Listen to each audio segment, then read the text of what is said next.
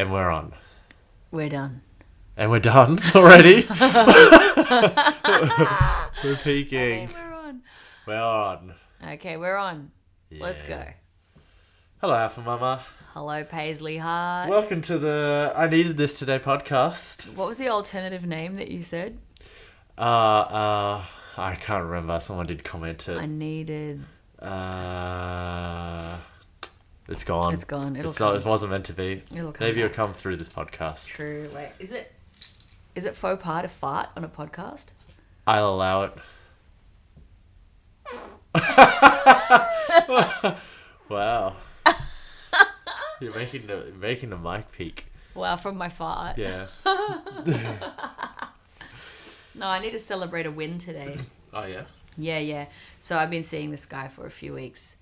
I farted in front of him for the first time today. You did post that recently, that it was important that you just wanted to be able to fart in front of the people that you're dating. That was an important part of dating. Yeah, totally. He did it first. Good. Like last week, I think it was. Yeah. It was pretty funny. I was like sitting on his lap and he's like, "Get off, I need a fart." I'm like, "Nah, just do it." Oh, nice. And it was hilarious. You know, something about farting is just fucking hilarious. Even though I'm 37, I still feel like I'm 7 years old when it comes to farting. Good. I love farting. Yeah. Yeah. I fart a lot in my sleep. So, just regardless, like, dating with Tim was just like, first night I'd stay the night is just, soz, I'm farting tonight. Soz, I'm farting. Is it different for gay men? Is it like you just don't care about that shit? No. Like, I don't even know if I've heard Tim fart before. Wow, Tim's still like, "Oh, I can't fart in front of you." He's farted, but I haven't heard him fart. Oh, you smelt it. And he said that he's farted, but it's been quiet. Like, he's not like one rip yet. Poor Tim. I've told him he's been talked about on the podcast a few times, and I was just on the phone to him before on a video chat, and he's like, "What are you talking about today?" I'm like, "Oh, we never plan anything," and he had this worried look on his face, like, "Should I be worried?" I'm like, I don't know yet. I don't know yet. Oh, exactly. How do we know? And he doesn't know because we're like up to episode 6. Is it 6? Or 7 No, now? maybe this is 6, I think. 6 now is like, there's just a whole bombardment of episodes that even if he was uncomfortable with what I've said, I'm like, sorry, it's too many episodes. It's way too late to go back now. Totally. Yeah, and I think from the first episode that we recorded, I was already seeing this dude. I've spoken a bit about him, but vaguely, ambiguously. He who must not be named is still in that category. He's not in the official name dropping. No. We took a photo yet. yesterday, and we were teasing each other, saying like, "Are you going to post it? Am I going to post it?" And I was like, "Nah, I know this game because whoever posts it is the one that's more invested." Well, I've definitely posted more than Tim on, so maybe I'm You're more invested. Yeah, probably. Sorry. But also, you and I are more. I don't know about him, your guy, but He literally has 2 posts. So even if you posted him, I feel like if he posted, it'd be like he's more invested because of on a like scale of. Totally. Of posts, the percentage of posts that are about him versus the percentage of posts that are about you, he's just higher. It's true because he could just be another dude that I'm fucking with, it's like literally like one picture of his son, like something of his other son, like of another thing of his son, and then just me. We'd be like, what? Yeah. Maybe that's just also me justifying, because I think Tim has only posted me on his stories once. Once? It kills and burns. Kills? But because he's not a big Instagram person, I'm like, yeah, but that's like 7 of my posts. Oh, damn. I don't know how I feel about that. But personally. when he posted, it was multiple posts in one day. Okay. Remember? Okay. It was that, yeah. I think it was a Good Friday weekend, good long weekend. Remember you told him to get in the bin? I did tell him to get in the bin. That was a big love wave situation that he had. You know, when it comes in waves like that, and you're like, oh my God, I'm so in love right now. Nothing else matters but this. Actually, no, he has posted 2 other times because it was more of a share of my posts of when he took photos of me. True. Yeah.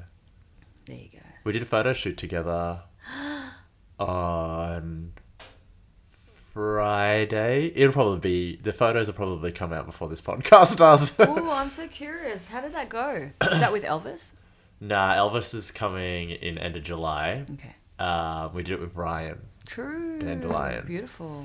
Yeah, so it was on film. Amazing. That was the first time doing a shoot on film, so you don't get that. Yeah, you don't get that instant gratification of what it looks like. True.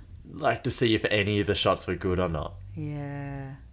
But Ryan's got an amazing eye. He's got a great eye. Yeah, he takes beautiful shots. Yeah, we did a mixture of like, it was all sort of portrait style, but it was a mixture of like 50% looking down the barrel and 50% like us interacting with one another.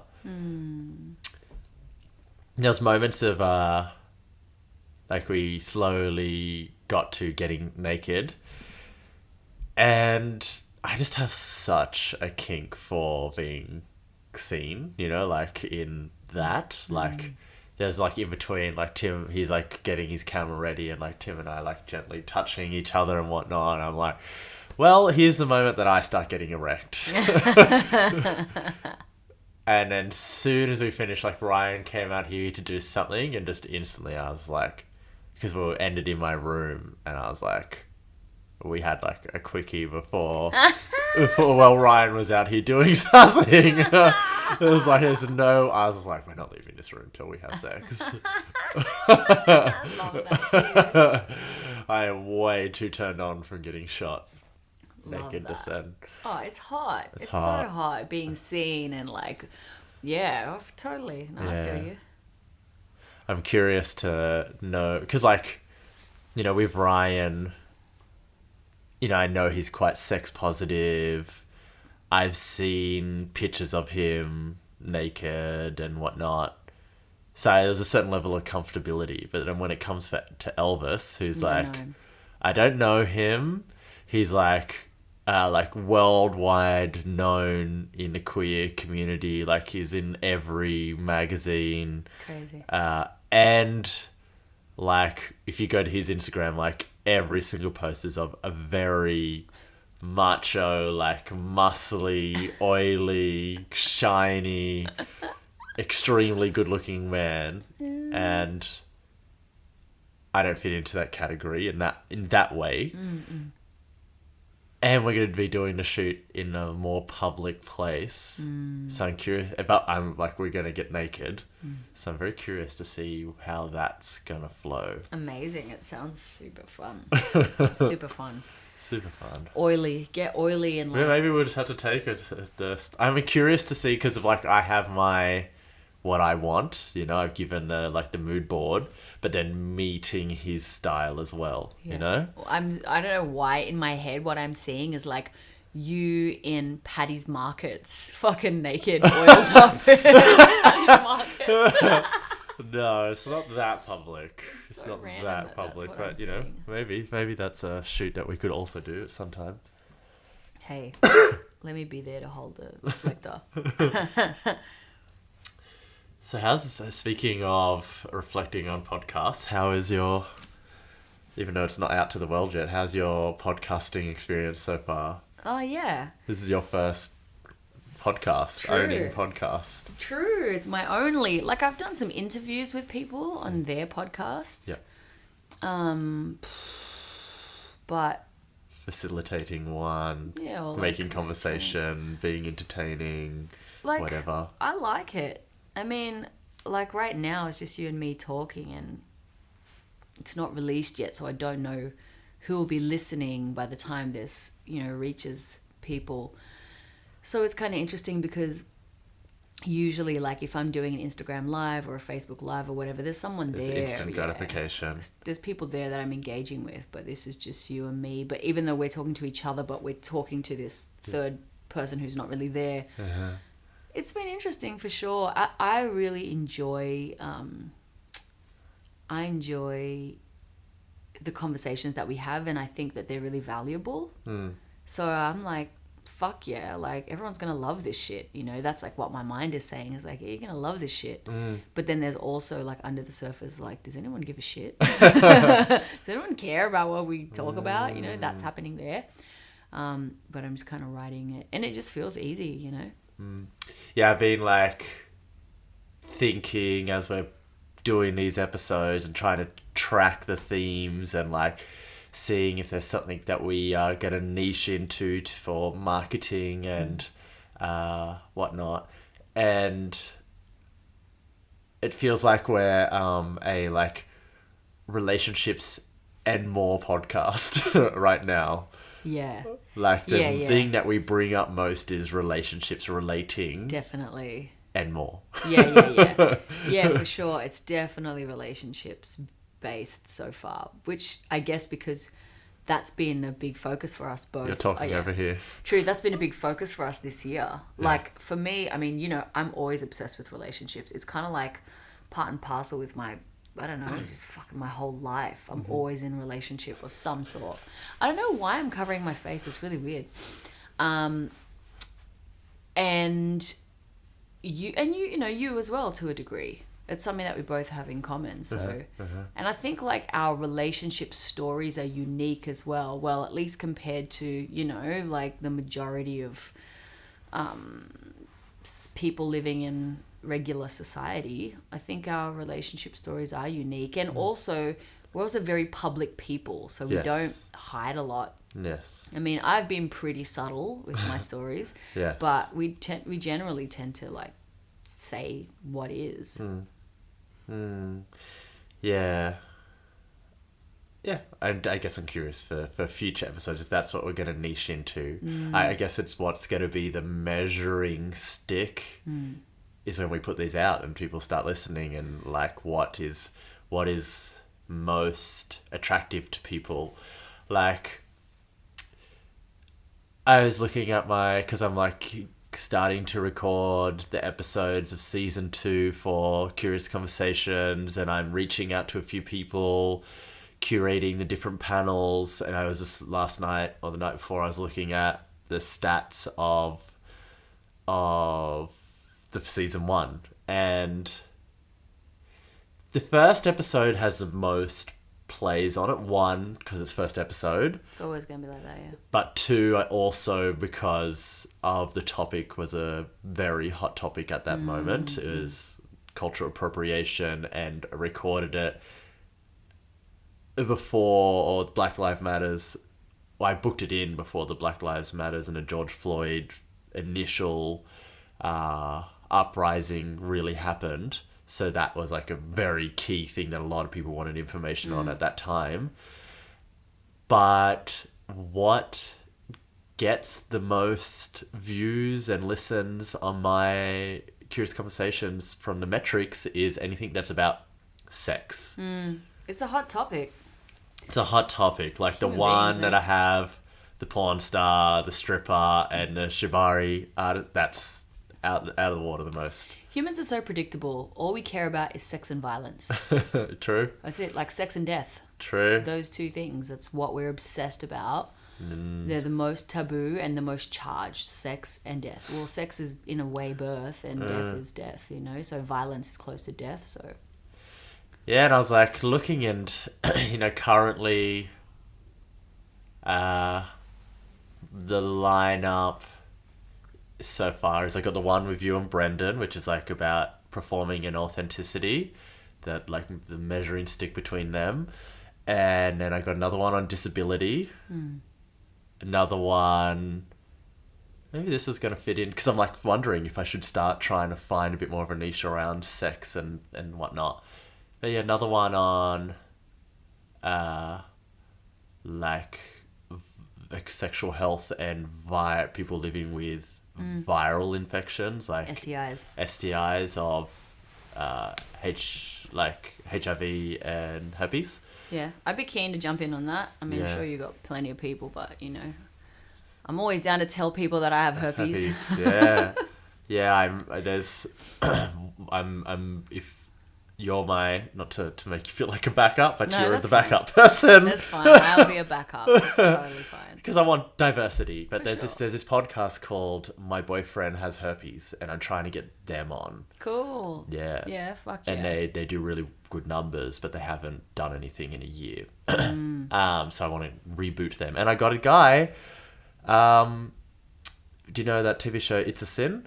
No. Okay, it's like one of the biggest TV shows of this year on Stan. They're Oh, up for epic. they're nominated for best series of the year at the moment. Cool. And one of them lives with HIV, and we're having a chat today, and he's going to jump on. Amazing. Yeah, Fuck so that's a sick brag for me. So cool.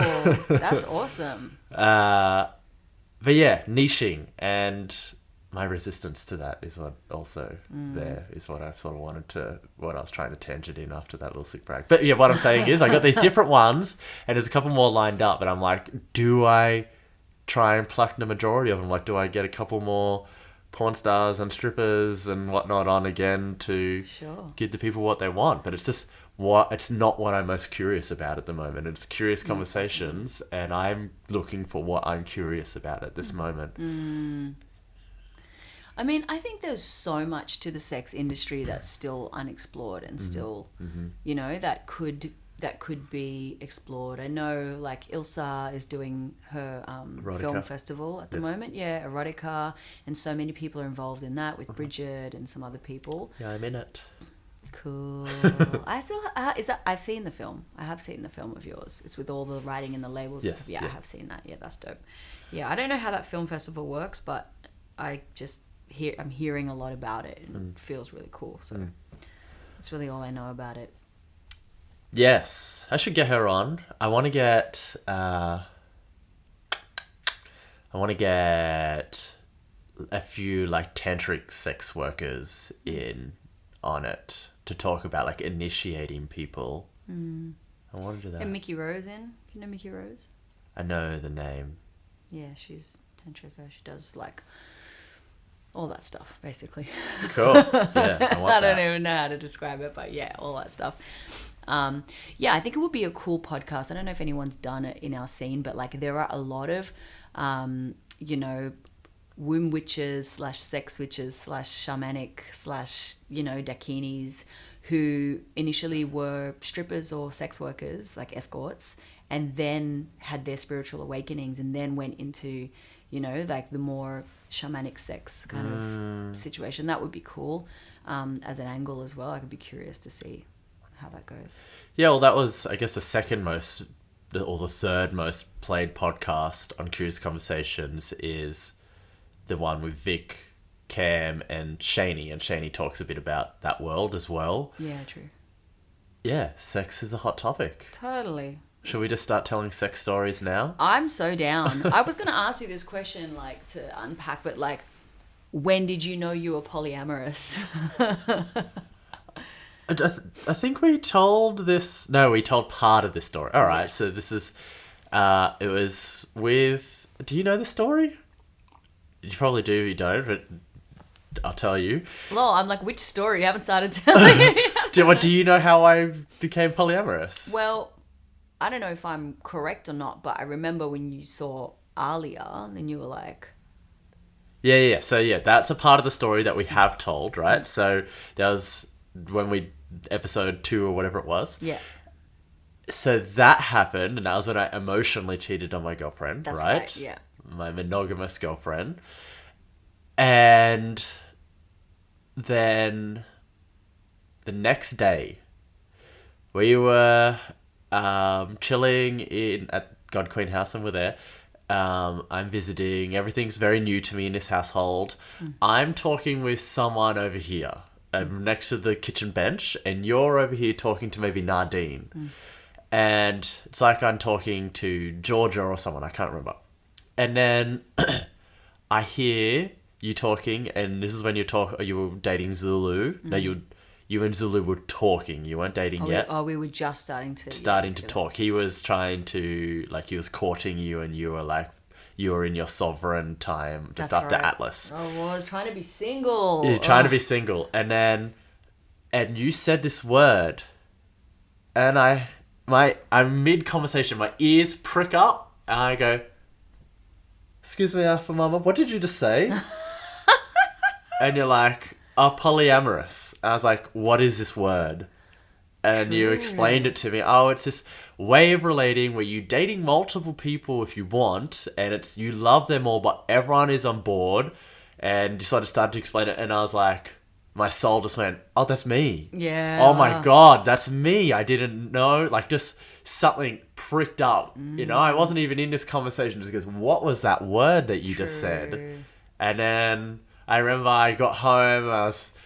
Neri and Nafe had picked me up and from the airport, and then I'm like, "Hey, look, so I fell for this other girl and I think I'm polyamorous." And they're like, "What has happened? Like, you were in love with Lauren, you never looked at another girl." Like, I was like, That house did it. That house was a fucking portal of transformation. It literally sucked people into its vortex, fucking changed you in the quickest way, and then if you were done, you were done, and you got spat out, or you fully like entered the world. Yeah, integrated in. Yes, so True, that was my... So yeah, just overhearing you're probably talking about Zulu, because he's a very polyamorous person. Well, I was polyamorous at that time as well. He always hated the term polyamorous. He preferred open relating. Me too. Yeah, so I mean, like at the time, I didn't really understand the differences between the two. And some people say open relating is what people say. It's... They have it doesn't their matter, but whatever feels right for you. Totally. It's the wording that works for you, for sure. Now I'm like, I don't even identify as polyamorous anymore. I just don't identify. I just I just more go like, what do I want right now? Mm-hmm. That's it. Mm-hmm. I'm not anti-monogamy. I'm not anti-polyamory. I'm not anti-anything. It's like, what do you want? Does the other person want the same thing? All right, how can you make it work? Like, that's it. Yeah. But yeah, that's cool. I didn't know that. I don't think I remember that happening. Like, I kind of do. What's coming to mind is like bisexual pancakes. That came later. Yeah, that came later. But yeah, that was definitely a thing as well. Bisexual pancakes. That was a cool moment though. But I'm fucking keto. Continue. Yeah. No, I was just remembering that moment. That was like one of the highlights in my life in the God Queen house, where Joel Turner. Joel Turner. We have to tell this story because it's so cute. That's such a good story. Yeah. So Joel Turner, if anybody remembers from Australian Idol. The first Australian Idol. Joel Turner, his story is like he's like this like street kid situation, and he's a beatboxer. Yes. And he can sing a bit, and Mark Holden fucking falls in love with him. He was one of the unforgettables. That's when right. They have that. And he performed at the grand finale with Nolsey and Guy Sebastian. Yeah, and he had this single out. It was called These Kids. These kids stuck in a trouble. Yeah, that's right. Nowhere to go now. It was a massive single. It's true. So that's Joel Turner, who turns out he ends up... Neri does support for him, or how does that go? What happened was we were on tour one time. So when we moved to Byron, we started to get very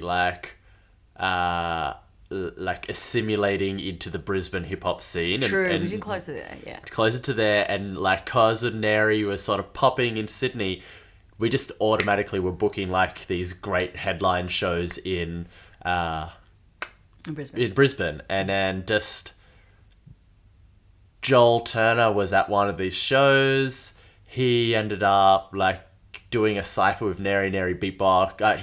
Joel beatbox, Neri rapped over it, and we just sort of kicked it from there. And then we went on the Viking shit tour, and we invited Joel to come with us to be the support act. And that's right. And when we were in Sydney, he came and stayed at the God Queen house with us. And he was just like, what is this? Yeah, we're very bohemian. There's crystals everywhere. There's... all our conversations are talking we're about... naked. And talking about this person and this person, then being with this person. I think I was maybe seeing Catherine at the time. Was that around that time, or was that different? I can't even remember. Yeah, I wouldn't remember. There was a lot of... polyamory. There's a lot of polyamory happening. Yeah, and like, obviously just he was not of that world and was quite like, I guess, taken aback and also very, like, you could tell that he was intrigued, you know, and he was like, what is going on? And then there's Saturday he was morning. definitely intrigued. He was definitely intrigued. Because he was having dramas with his missus or whatever, remember? Oh, yeah. He had another thing going on, which we won't talk because that's his own thing. That's his stuff. But he was like, whoa. Like, and then I cooked pancakes. And he was the one that coined it, right? Oh, yeah. It wasn't even us.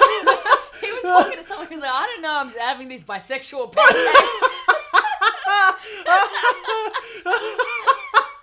Damn it, I thought you made that up, but it was John Turner. He was amazing. He coined bisexual pancakes, yes. And from that moment, onwards. forever, whenever I make pancakes, now they are known as bisexual pancakes. I forgot that's the origins. That was the origins of bisexual pancakes. Damn it. I need to get him on the podcast, but yeah. Totally. Yeah. I wonder how he's doing. He was a really fun guy, I remember. I'll have his contact somewhere. Yeah, he was a good mood. I enjoyed spending time with him. Yeah, he loved us, and he had a crush on you. Remember? Yeah, a little one. He had a crush on you. I think he continued messaging you, and every time I'd message him, he'd be like, "How's Alpha Mama? Tell Alpha Mama, blah blah blah. How's the bisexual?" I think we used to send him photos and whatnot. Because I'm off Facebook, I lost his contact because that was where we contacted through. True. Wow. But yeah, that's amazing. How did we get onto that? Just then.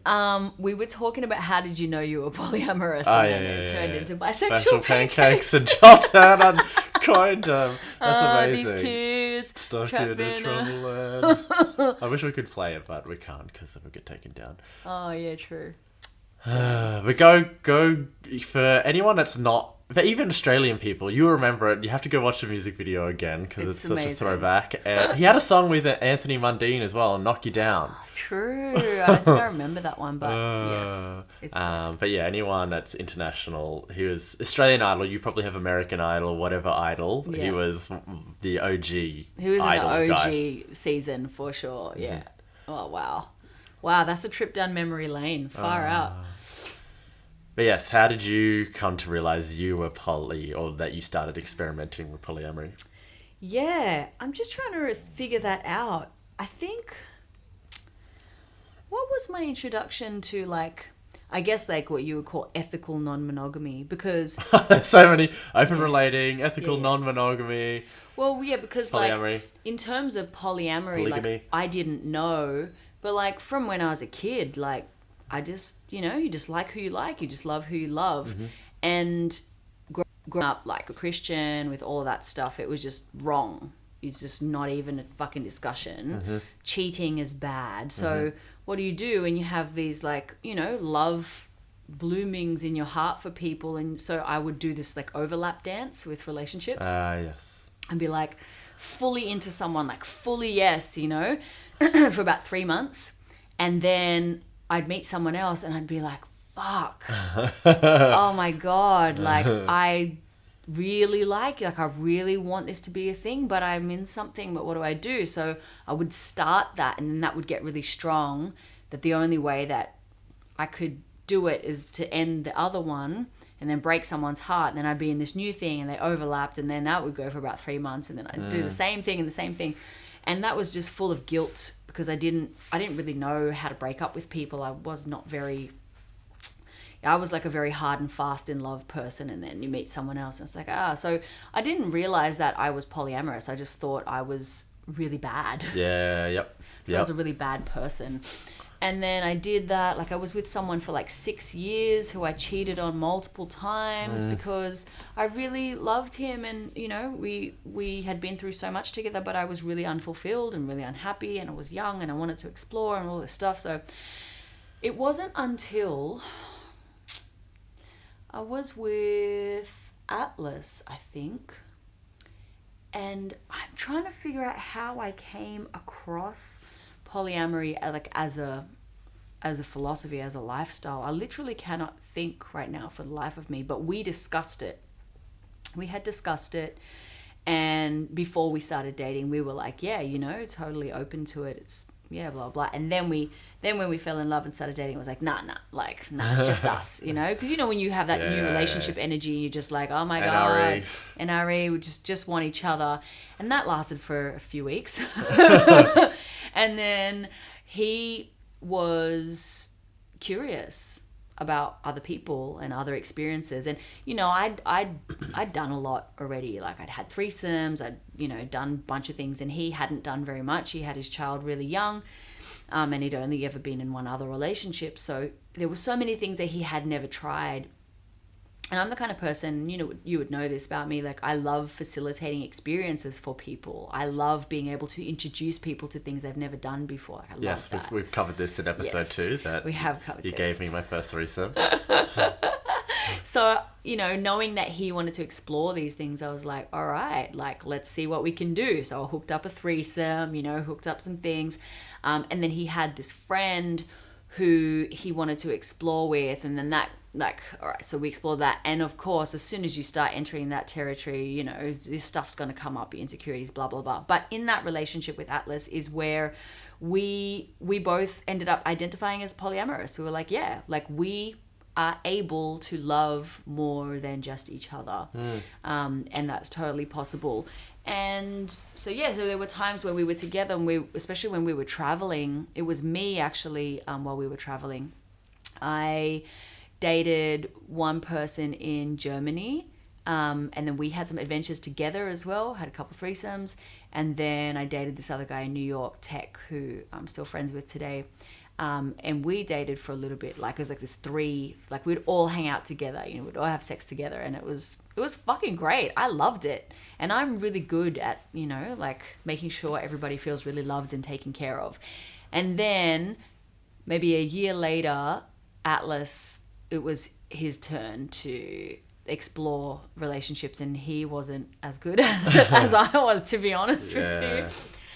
So it got a little bit rocky, but yeah, I guess, like, that was the first time that I had ethically explored, you know, really loving someone else and it not being wrong and it not being like a shameful thing. That was so liberating for me to be able to, and to have a partner who I was safe enough to share that information with him and say, hey, like, I have an attraction to this person, this is what I'm feeling. And for him to really listen without, you know, getting defensive or upset. Like, to me, that was the biggest thing. I just found that so healing, because I'd come out of this relationship with this crazy, you know, South American dude who was like so possessive and so jealous. I couldn't even think about another person without him having a fucking meltdown. So, you know, to be in a relationship with someone who was so secure in our love and in who he is as a person, it was like, oh shit, I can tell you anything. That to me was the biggest win. So yeah, we did, you know, polyamorous relating for a bit. And then we separated, and then I was like, I want to be single. And then Zulu came along, who was like open relationships only, and that was a whole other fucking thing. But yeah, I don't know if I really,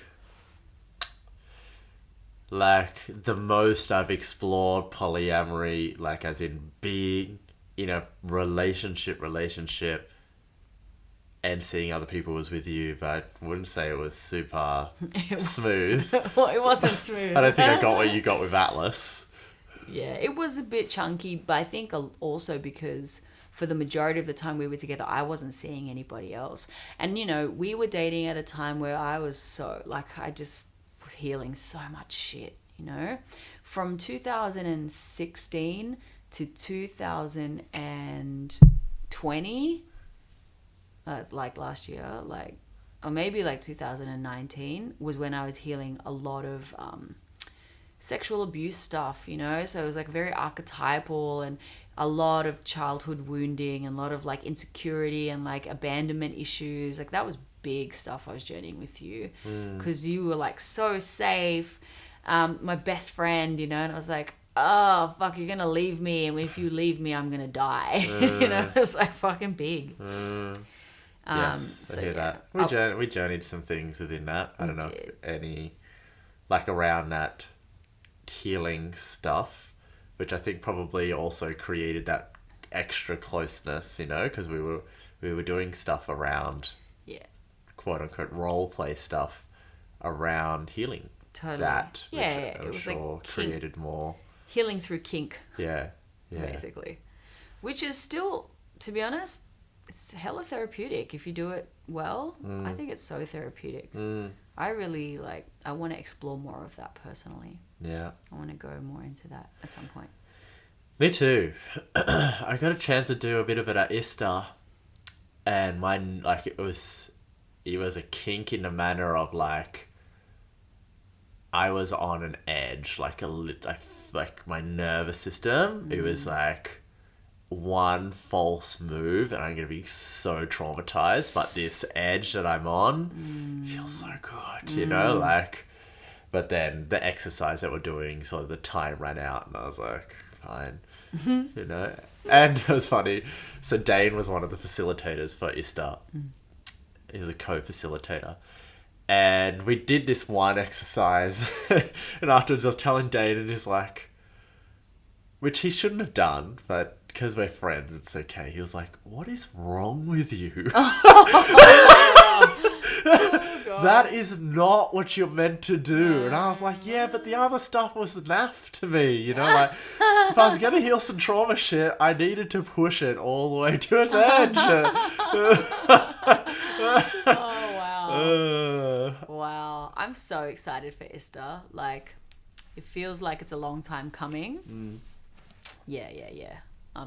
It's like a club, you know? Like, all of this shit is like a club. Yeah, it is a club. Yeah, they're little, like, country clubs for spiritual people. Spiritual country clubs. I'm going to tell Tyron about that. He would love that. Oh, my God. Fuck, yeah. But, yeah. You know, Easter, it's very funny. Like, before the spiral, before dancing Eros, before... Well, all the things that I've done, it was Easter that I heard about first. True. Yeah, I really wanted to do it. Neri and I had found it when we first moved up to Byron Bay, and we're like, oh, we should do that. But it was like, we were super poor then. And you were still in your struggling artist. Struggling artist, 100%. So we're like, yeah, maybe later. Maybe later. But True. I think also one time we had... gone to have a meeting with Frankie at Paradise One, and Easter was happening, and they had like all the curtains closed, and I could hear like people screaming and shit going on in there, and I was like, whoa, okay, that's something's epic's going on in there. I need to be doing this Easter thing. True. And you met Frankie through me and Zulu, right? Yes. Oh, fuck. All the fucking... Look, I gotta hand it to him. As fucked up and traumatized as I was from that relationship. Knows everyone. He knows every motherfucker. He does. And he definitely has a gift for connecting people. You know, he really does. Like, so many people who I love and adore, I would not have known had it not been for him. So I have to, I gotta give that to him. Yeah, for sure. Yeah, he's good. Like, I remember the one that got me, like, I was like, shit, like, because he was doing podcasts pretty early in the game. Yeah, totally. I don't know if he still is, but I remember he got fucking Dr. John DeMartini. He did. And I was like, what the fuck? Yeah, he's a persistent fucker. He just, like, and he's really, like, obstinate as well. He just keep going and going. Those were the qualities that I loved about him as well. He was a great coach. He was able to get me to do shit that no one else could get me to do, He was fucking great for making me compliant, and like it really played on my daddy wounds as well. Like if I could do something that he told me to do, I was like, I get a pat on the head and a good girl, I'm like, oh my God. Yeah, I remember he used to always say that, like, that's what I miss about the relationship with Zulu, rah. Yeah. Totally. Yeah, and like... that's a thing I love, especially with my podcast. Like, we've talked about this before, like, I have a big affinity for meeting people that have bigger transmissions than mine. So meeting, like, influencers and celebrities, etc. That's one of my favorite things about the podcast is, like, I can usually get people on by getting other people on, if you know what I mean? Like... hey, I have this person down to do this panel. Would you be down to jump on also? Yeah, man. And they're like, oh, if that person's doing it, I'll do it too, Yeah. Oh, this person I don't even know that person, but they have this following. I'm going to do it, And it's like I'm collecting a whole bunch of people. Like I won't say this one because it's not all the way locked in, but I have this pretty big couple of people going to be on season 2 that I'm finessing at the moment. Lol. And I'm like, hey, look, I'm talking to this person. I'm wondering if you'd be keen as well. And they're like, yeah, I'll do it if they do it. I'm like, yeah, Cool. sweet. And I tell the other person, yeah, I'll do it if they do it. And I'm just trying to get the third person now. And I'm like, great. and I've also like, hey, you know, because I don't want to give away who it is. Like, I've had this person and this person on my podcast who I know they're associated with. And soon enough, I'm going to have enough people to go, like, just to connect with anyone. I was talking to, so like, I have my manifestation list of people that I want to connect with. One which was interesting when did the podcast with you and Brendan. I said I'm manifesting Julian from the preset. I'm trying to manifest the presets, and the next day or two I saw Julian, and I'd never met him before, and I saw him and I was like, what the fuck, you know, that happens very quickly. And one that I'm working on is Troye Sivan. Wow, fuck yeah, Troye, get it. Troye, it's a long game, but this person from It's a Sin is really close with Ollie Alexandra, who's the main person in It's a Sin, and he's like one of the like original Troye Sivans who Troye Sivan loves. Oh, And I'm like, all right, I'm 1 degree away from Ollie. If I can somehow get to Ollie, that means I could get to Troy. it's amazing that you have that kind of a mind. That's like, I find that so fascinating. My brain doesn't think like that at all. Yeah, mine I'm does. too self-obsessed. That's just a fact. But you know? that's a part of my self-obsession is like, how do I utilize myself to get to these people? You know, like... I just don't care enough about other people. You know, that's the thing. Like, as in, because, you know, when I went to the Seed Fund, the workshop last year, March, you know, one of the things they spoke about was like the strategy of like getting your music into the right people's hands is like looking at, okay, like, you know, let's say I was an artist similar to Moses Sumney. Yes. I'm not, but let's say I was. And I knew that Moses Sumney's fans would love me. It's like, you got to map out like the steps to get there. Right? So cool. So like, who do I know that knows this person, that knows that person, that knows that, you know, is, so you got to map out the end. But my brain doesn't think like that because I'm like, I don't know. Like, I'm only ever just thinking about my shit, you know, like. Yeah, I guess it all depends, but my shit is based off like, I'm very much a person of who you know, like... Yeah. But you're a star as well in Star, Wealth Dynamics, right? Yeah, If anyone's listening... supporter. Yeah, if you don't know what Wealth Dynamics is, it's, I guess, an archetypal system created by Roger Hamilton, which helps you identify your gifts, you know, your strengths and your weaknesses depending on, like, what wealth archetype you are. And it's a really fucking cool system. Check it out. But I'm a creator. So you have like your main profile, which is like your main archetype. And then you have secondary profile. So I'm a creator and my secondaries are star and then a mechanic. So the way that I tend to work is I create things and I'm a star. So I can shine, I can perform, but my real strength is in creating things. And then the secondary of being a mechanic is like, I can, you know, work things out and create systems and stuff like that. I can do that shit, but my strength is when I'm just creating. Whereas your main thing is a star and your secondary is a supporter and a creator. So you can create shit and you can also support others and play those roles for people. You know, you make a good coach, but actually where your gifts are is in shining as a star. Yeah. I guess like, that's, you know, like it's exciting, you know, designing life. You know, and Instagram is such a tool for that. Like, I'm very... Again, it's playing the game. I'm a big game player when it comes to these things. We talked about in an earlier episode around dating boys and how I would play the game through Instagram to get dates. But, like...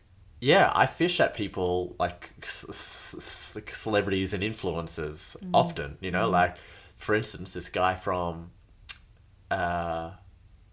It's a Sin, and like another one I'll give a better example is, so there's this artist who I'm going to get on, Paven. He's from this massive UK band, you would say, called Foreign Beggars. I know Foreign Beggars. Yeah. So and you may have seen him also, this guy Paven, he does solo stuff, and he's dressed in a like sort of like in his traditional Punjab. Okay. I'm gonna possibly get one of the gods wrong, but like Ganesh, not Ganesh. Who's the blue person? Krishna. Krishna. Yeah, he's dressed in all blue with a gold crown and everything like that, and he's very like archetypal. Oh, cool. Anyways, I hit him up, and as I checked who he follows, right, I was like, oh, he's a fan of Elfresh. Hey, I'd love to have you on the podcast, and I'm friends with Elfresh, and I'd love to get you both on the podcast together and get you two connected. And he's like, I would love that. Count me in. You know, like, it's playing that, like, get who I know. But it's like who you know, but also what I know. It's like, how do I know how to utilize those contacts? I guess we're doing a good job at talking about sex right now. Yeah, so talking about sex, far out. It's just It'll just come back. Straight. It'll come back. It will. It always comes back around. Yeah, I think that's like, it's a really great skill, but you know, you're a great people person. Mm-hmm. You're quite extroverted naturally, and you know, you like people a lot, and people like you a lot as well. So it's a strength that you have. Whereas I, to be honest, it's a weakness of mine. You know that I'm like cripplingly insecure around people. It's like, if I'm not the most special person in the room, I'm depressed, you know? And this is like, it's fine, but it's just the way things are for me. So that's not a strength to me, but the way that I interpret my version of that is like, yeah, like finding commonalities to speak to and to highlight and to like focus on, you know? And there's always going to be commonalities, things that are real to us both, or places where we overlap in our interests or whatever, and like talking about that stuff to build rapport, right? Because that's what it's about. It's like building rapport, building connection, so that people trust you and think that you're a valuable person.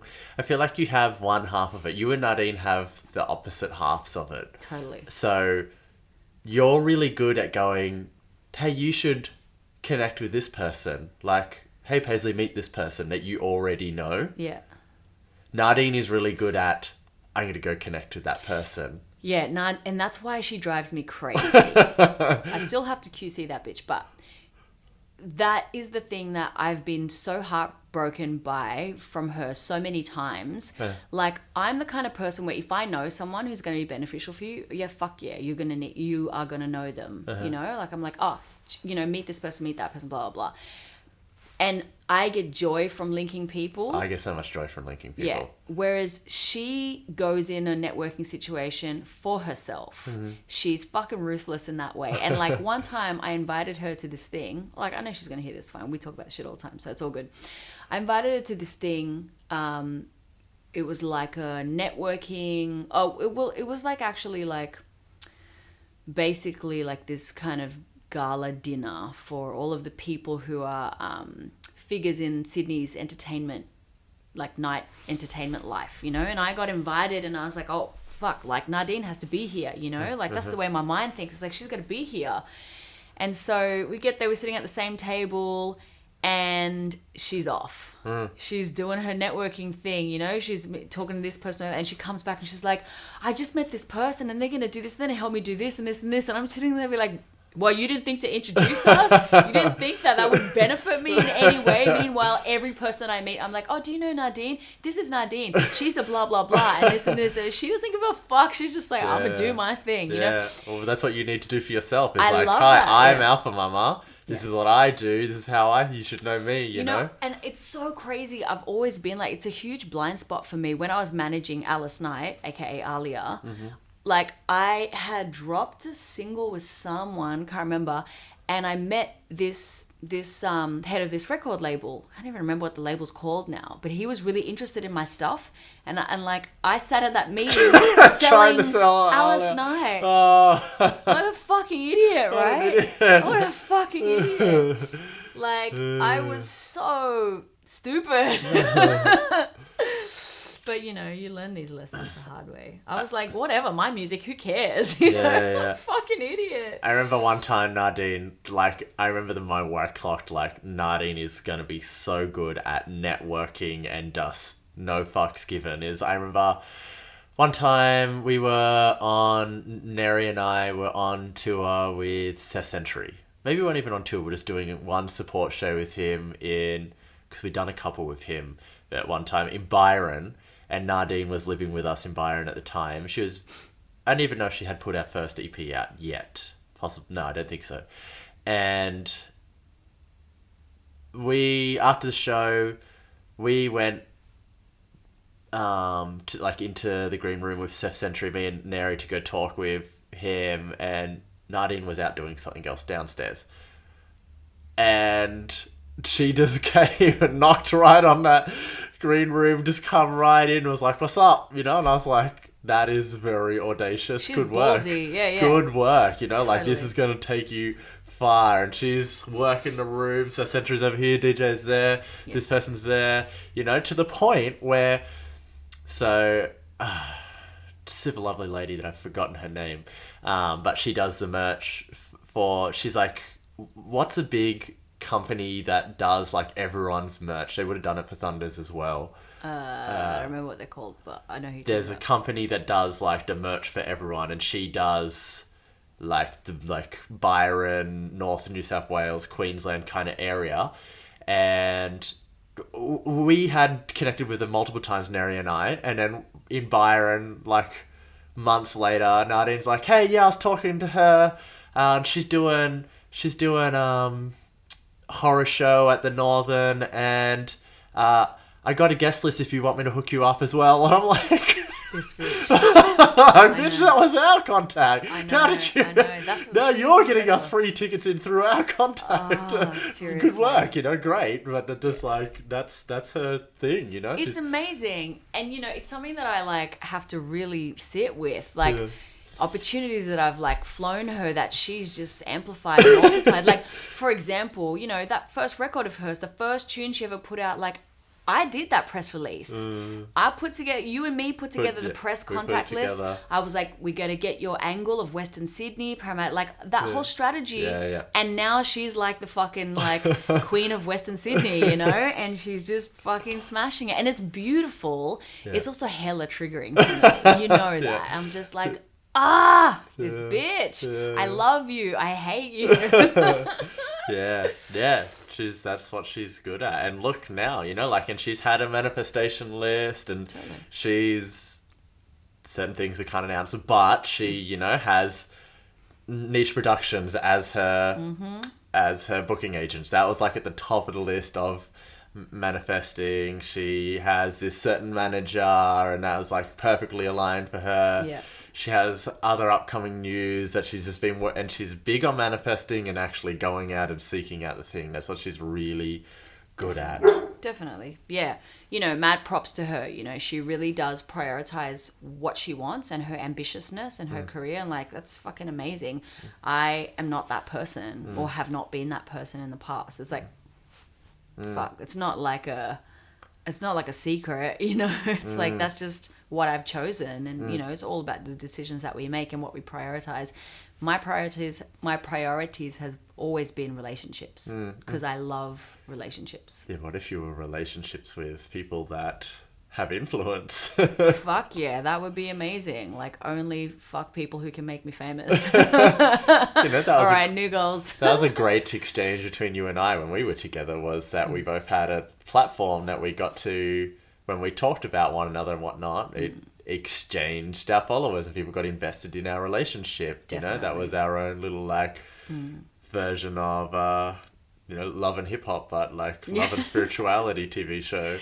Totally, yeah. And we didn't even really play that as much as we could have. No, we did it pretty authentically. We did it authentically.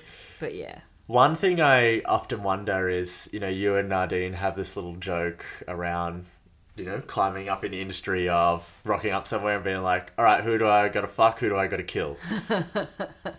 And I wonder around for instance, if I want to climb up the ladder, I guess it works in certain ways, but stereotypically women, models and whatnot, women models can just, they can hook up with Drake or they can hook up with whoever, if they play their cards right. But can someone just go and do that to Nicki Minaj or Cardi B or whatever? You know, like, is it as easy or possible at all to, like, work your way up the industry by sleeping but with, like, influential women, you know? I'm sure it would happen. I'm sure it would happen, but it's less spoken about, I think. Like, I know there are some pretty, like, big, you know, power women figures with a lot of money who would have, like, you know, younger... Toy boys? Yeah, or toy women, you know, like younger women, people that they will promise opportunities to and things like that to get their needs met. Like, stuff like that happens on both, you know, in different ways. But I think it's just not as spoken about as much. It's a thing I wonder, like... That would be me, for sure. Like, if I had a position of power, I'd be like, yeah, I'll get you on this gig if you... You know, and you've had opportunities the other way around. I have. I'm stupid, though. I always say no to that shit. Yeah, you say no. I'm so dumb. You say no. And that's the thing I question, like, hypothetically, either, you know, like, God forbid that, you know, Tim and I are not together, so hypothetically, if there's opportunities with certain influential women that maybe I'm not even that attracted to, you know, like, or men, you know, like, there's rumors that get around, and I've had friends that have toured with Busta Rhymes, and they say he gets the boys backstage. I'm like, I personally don't find Busta Rhymes attractive. But given the situation, for the story, would I do it? Yeah, totally. I feel you on that. You know, I have had opportunities where I could have done certain things, but for me, what was always the deal breaker was that I felt unsafe. Yeah. And for me, like, unfortunately, because of my sexual trauma, it's like I knew that if I didn't feel safe, I would go into shutdown freeze mode and it would be shit and I wouldn't get what I wanted anyway. So I never did it. But, you know, now I think back, like, because I've done so much work and I feel so much safer now. Like, I could fuck anyone and be fine, you know, because I'm safe in my own body, whereas I didn't have that before. And now, like, I've been through so many different things. Like, I could probably do that and would be different. Like that time when, who was it? Fuck.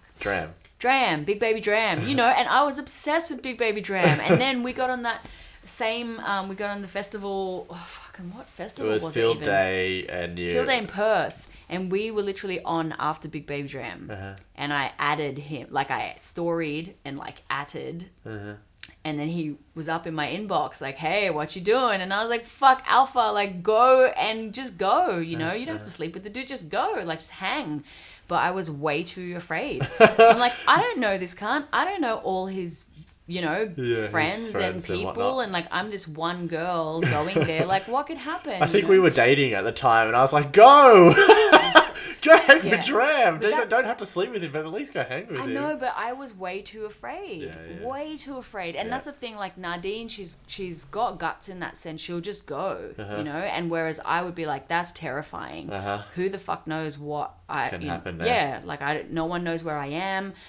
Yeah, I mean, it's fascinating. My perception of people on the outside would probably view you as more of the tough boss bitch than Nadine. Like, that would go and be like, yeah, what's up? I'm a staunch, you know, like, I'm not that. Queen feminist.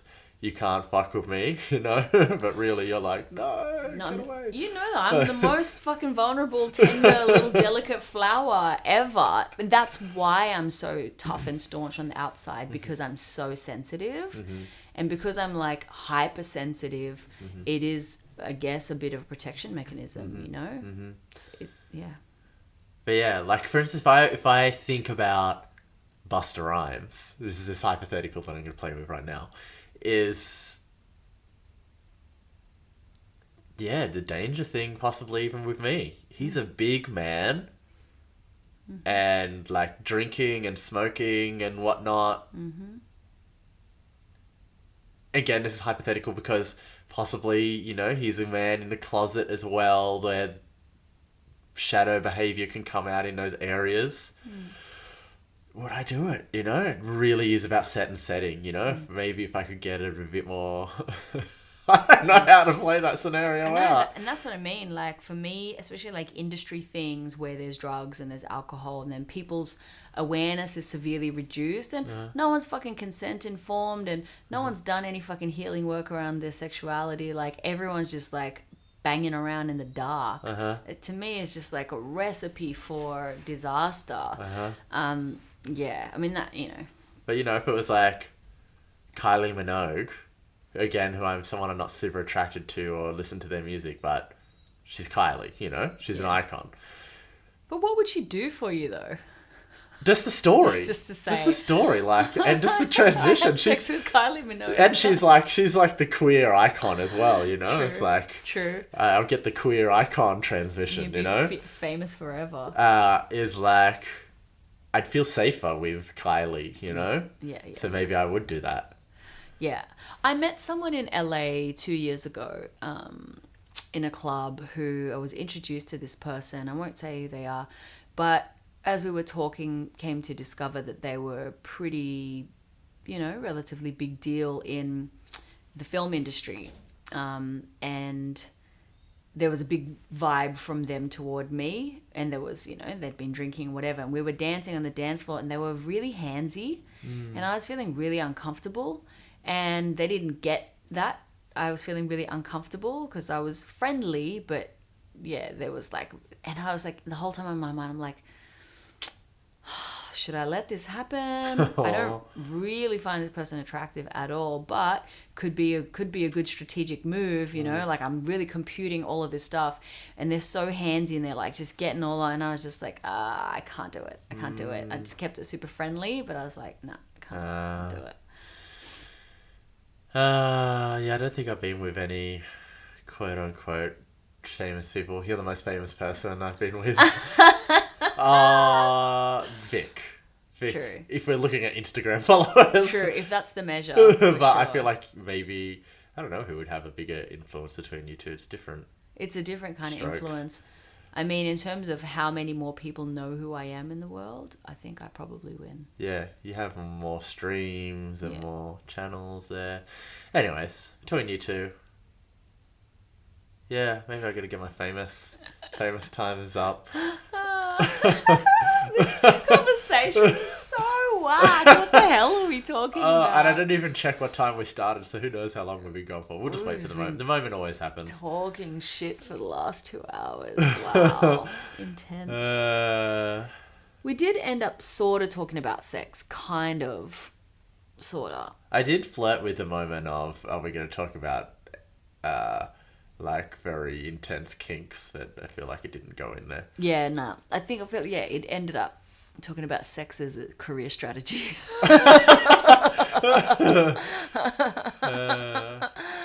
Oh, shit. Maybe that is. Are we wrapping up right now? I feel that energy all of a sudden. I feel that too. I feel like it's come to a close, and I've got a little bit of a vulnerability hangover. Of, like, in the matter of like, what did I say? I feel like I really didn't filter a lot of shit. And I'm like, did I say anything incriminating? Like, I've been having those feels in our podcast episodes. Like, when I finish, I'm like, fuck.